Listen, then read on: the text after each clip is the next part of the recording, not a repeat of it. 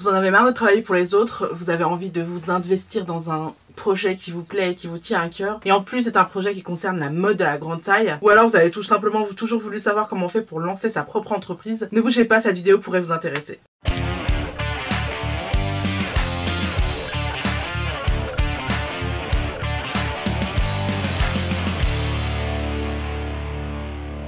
Je suis ravie de vous retrouver pour cette vidéo que je voulais vous faire depuis un petit moment, mais je crois que j'étais juste pas prête à la faire. Il m'a fallu beaucoup de recul pour pouvoir la faire. En fait, ça va être tout simplement une vidéo où je vais vous donner 10 conseils pour monter votre boîte, pour monter votre entreprise en relation avec la grande taille. Tous les points ne sont pas en relation avec la grande taille, mais certains que je vais soulever sont en relation avec la grande taille parce que c'est vraiment un marché particulier. Et contrairement à ce que les gens peuvent croire, on ne peut pas partir à l'assaut de ce marché comme ça, sans y réfléchir. Donc c'est pour ça que je pensais que c'était intéressant de faire cette vidéo. Pour ceux qui ne savent pas encore, en fait, je suis l'ancienne rédactrice en chef de Cœur Vista.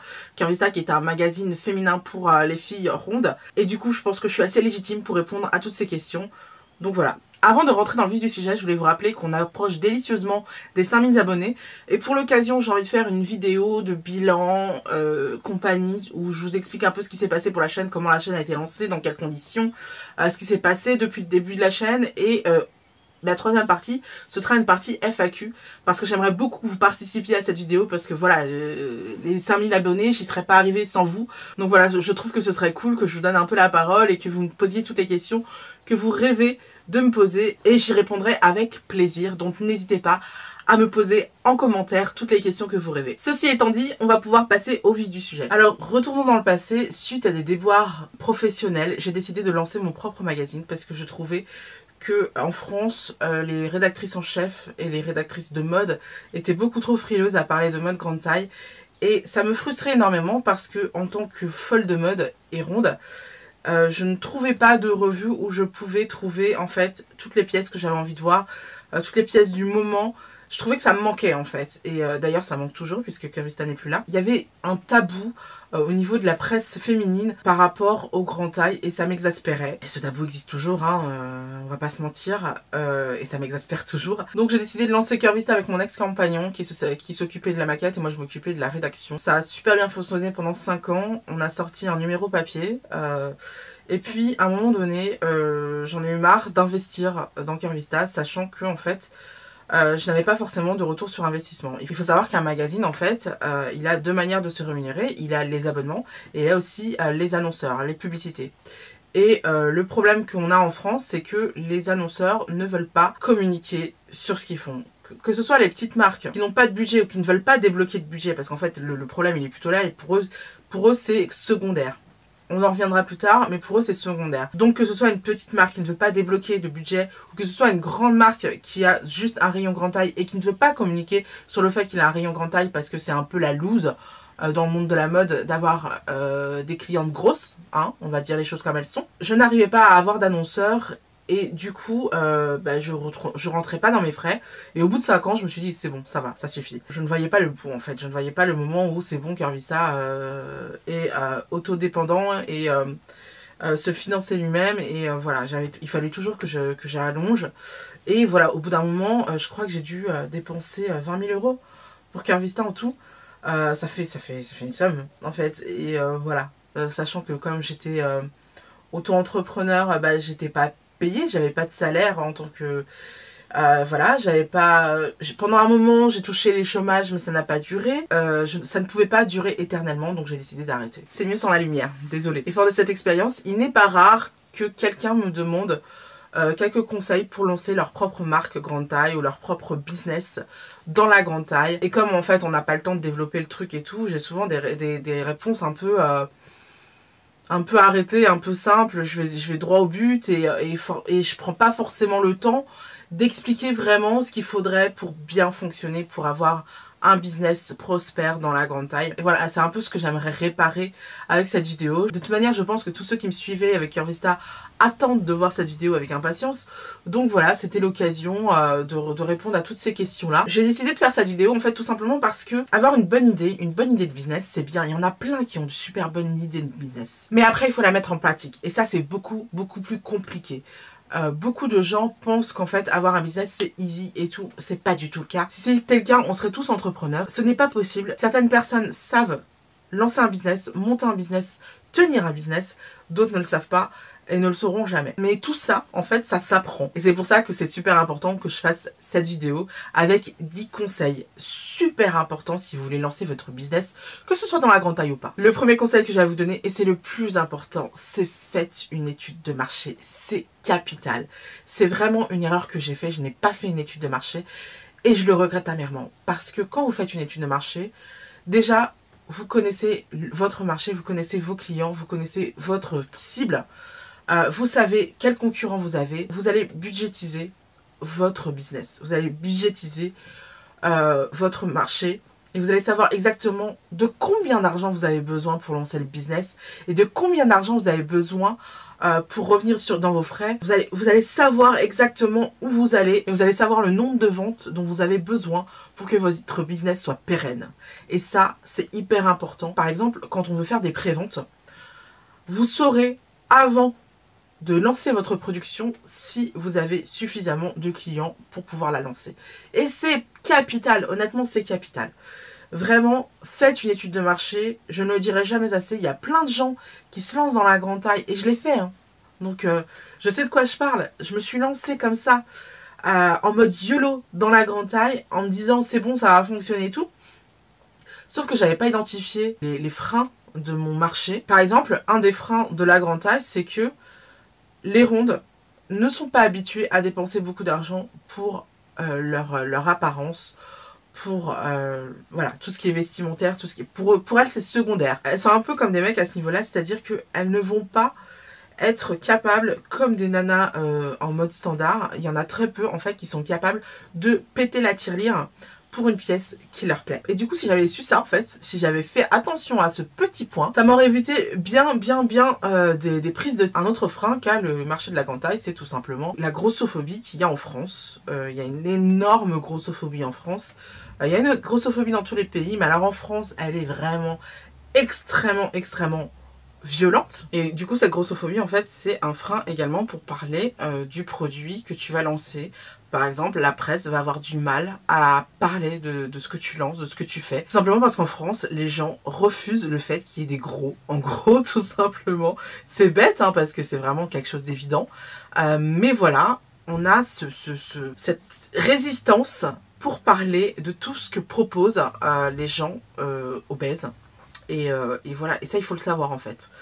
Donc, une étude de marché, c'est hyper important. Le deuxième point que j'aimerais aborder, quand on lance un business dans la grande taille, que ce soit une marque grande taille ou que ce soit un truc lié à la grande taille, à la mode grande taille, vous êtes obligé d'avoir un budget communication. Et ça, je veux vraiment insister là-dessus. Vous devez communiquer un maximum.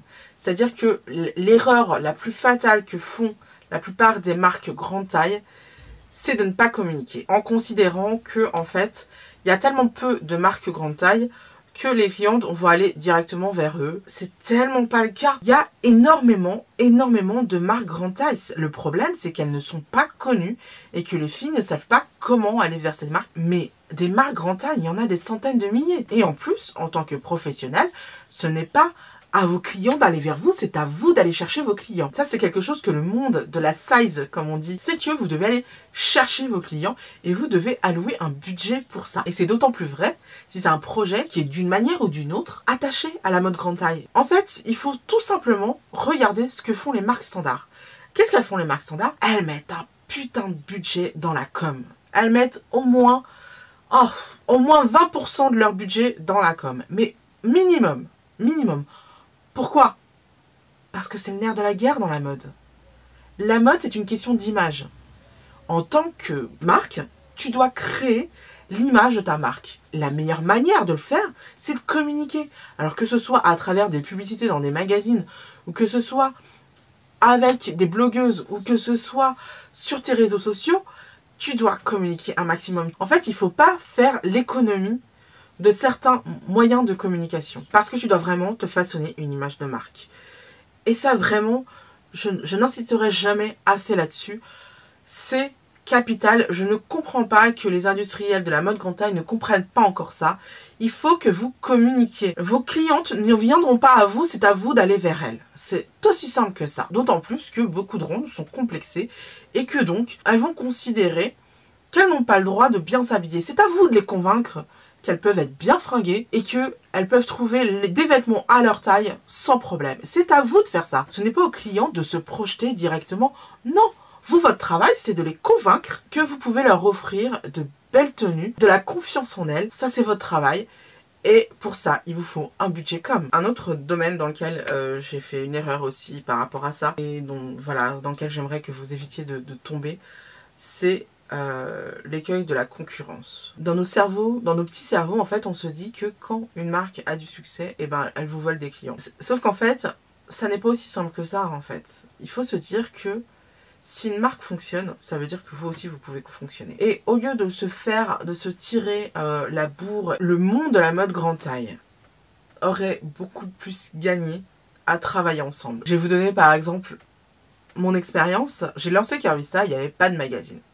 Et puis il y a un magazine qui est arrivé, qui s'appelait Ronde et Glamour, et qui est arrivé en format papier. Je trouvais le contenu pas top, mais j'adorais leurs photos. Et moi, je trouvais que mon contenu était plutôt pas mal. Je n'étais pas productrice de photos de mode, en fait. Pour moi, mes photos, elles n'étaient pas super. Et en fait, on aurait tous les deux gagné à fusionner ensemble. D'ailleurs, je l'ai proposé, en fait. Je l'ai proposé dès le début. Mais c'est une idée qui a été lancée, qui n'a pas été reprise.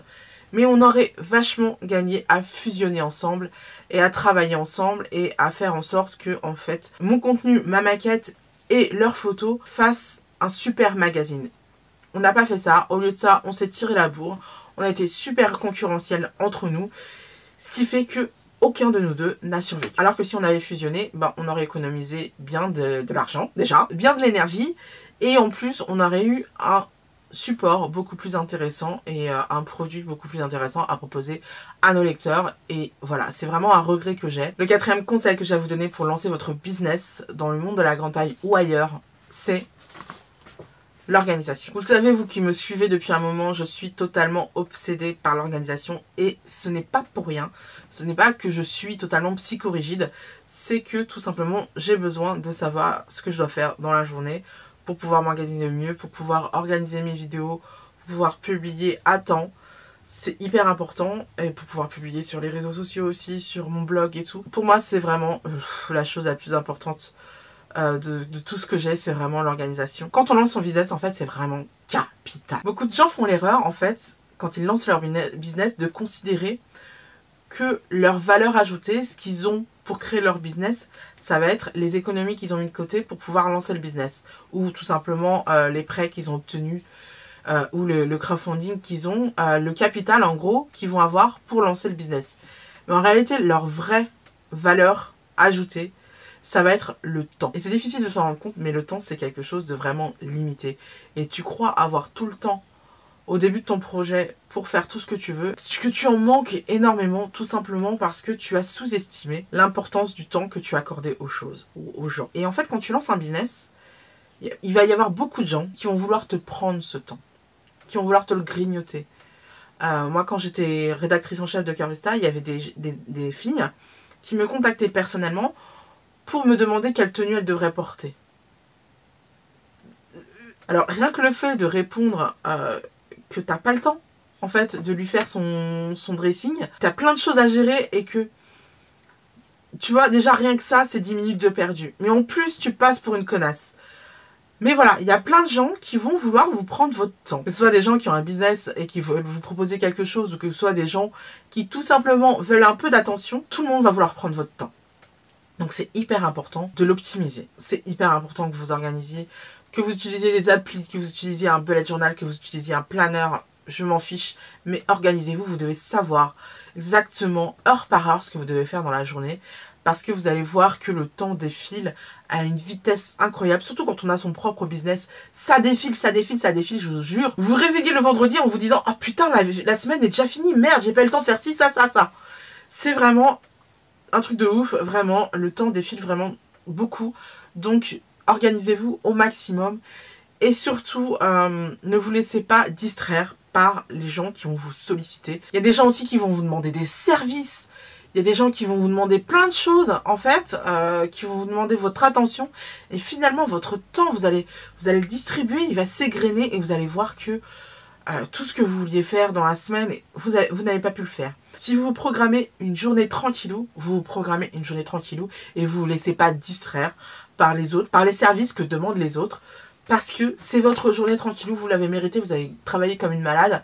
Maintenant, vous méritez cette petite journée peinard. D'un point de vue tout à fait personnel, je préconise d'avoir un emploi du temps ou un planning papier. Tout simplement parce qu'on n'a pas de problème de batterie, on n'a pas de problème, ah j'ai oublié mon portable, on n'a pas de problème de bug avec les agendas papier.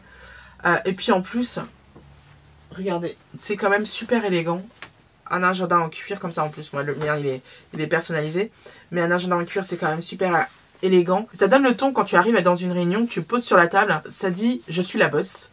Et j'assume. Et ça va être mon 5e point, c'est de se prendre au sérieux dès le départ. Pourquoi c'est important de se prendre au sérieux dès le départ et d'intégrer en fait dès le début que vous êtes une entreprise, que vous êtes entrepreneur, que vous êtes responsable de votre entreprise et responsable de l'évolution de votre entreprise. Déjà, premièrement, il ne faut pas prendre à la légère le fait de lancer son entreprise.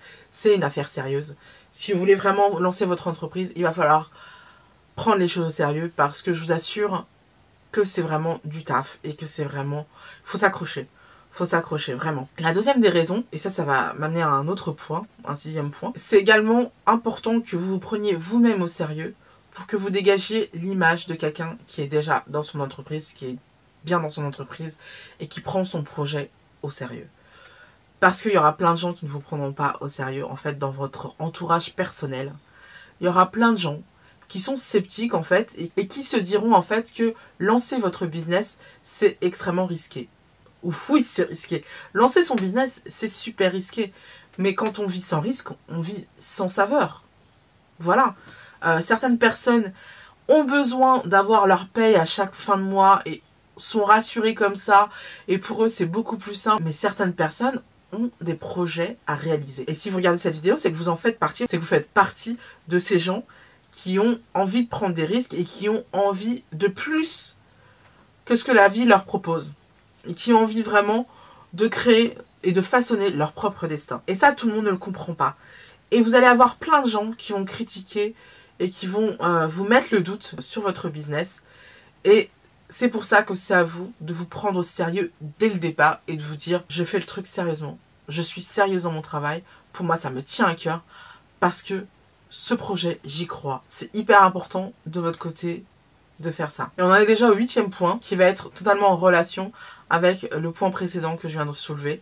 Ça va être de trier vos amis, de trier vos proches. C'est extrêmement difficile à faire, c'est quelque chose que je n'ai pas fait et que j'aurais dû faire depuis le départ. J'ai pas eu la force, j'ai pas eu le caractère de le faire et franchement je le regrette parce que si je m'étais éloignée de gens négatifs ou qui me tiraient tout simplement vers le bas, je me serais portée beaucoup mieux, pardon, et tout simplement j'aurais eu beaucoup plus d'énergie pour gérer mon projet. Et là, je me suis vraiment éloignée de ces gens-là, et je peux vous assurer que maintenant ça va beaucoup mieux, et que je suis beaucoup plus sereine dans mon activité, et que ça marche mieux en fait, c'est plus simple, c'est plus facile, tout est plus fluide, tout est plus facile. Quand tu lances ton business, en fait, il y a plein de gens qui vont te communiquer leurs doutes. Et en fait, t'as pas besoin de leurs doutes, tu en as déjà toi-même. Et toi, ce que tu as besoin, c'est de gens qui sont positifs et qui te boostent, plutôt que des gens qui te communiquent leurs doutes. Donc, la meilleure chose à faire, c'est de t'éloigner de ces gens qui sont dans le doute et qui sont dans le négatif et qui te disent « Ouais, mais tu vas pas pouvoir y arriver, machin et tout. » Non. Il faut que tu sois positive. Il faut que tu t'entoures de gens positifs. Et il faut que jusqu'au bout, jusqu'à la dernière minute, tu donnes tout pour pouvoir réaliser tes rêves. C'est aussi simple que ça. Et c'est extrêmement difficile. Moi, personnellement, ce ne sont pas mes amis parce que les amis, tout simplement, tu les choisis. Hein, et ceux qui croient pas en toi, bah, tu les mets de côté. Tout bêtement. Mais c'est plutôt dans la famille que c'est compliqué. Il y a des gens qui te disent qu'ils ont peur pour toi. Et t'as envie de leur dire, mais t'as peur de quoi? Même si j'y arrive pas. J'aurais essayé, c'est tout. Enfin, il se passera rien de particulier. J'aurais juste échoué. Et c'est pas grave. Je pourrais recommencer sur autre chose.